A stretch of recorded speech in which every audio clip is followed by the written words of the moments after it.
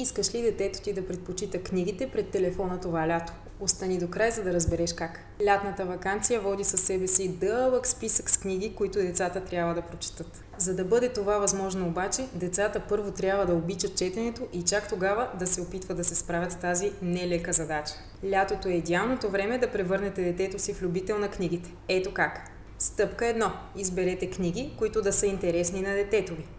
Когато една книга е скучна, четенето се превръща в задължение, а не в удоволствие.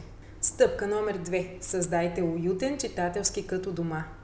Може да сложите някакво специално столче или пък да наредите просто обикновени възглавнички, върху които детето ви да сяда и да си чете.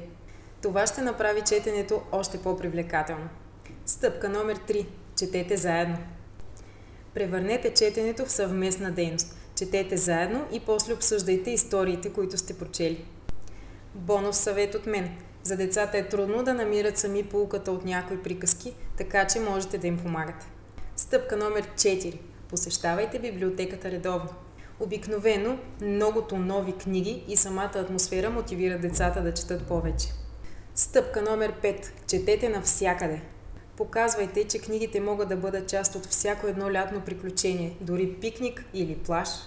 И последно, но не на последно място, стъпка номер 6. Създайте летен читателски план. Чудиш се какво означава това? Съвсем просто е. Нека детето ти получава някаква награда за всяка една прочетена книга. Тук не е нужно наградата да бъде iPhone или някаква друга материална, каквато и да е. Може да бъде просто семейно преживяване, например киновечер вкъщи. Такива награди стимулират децата да четат още повече.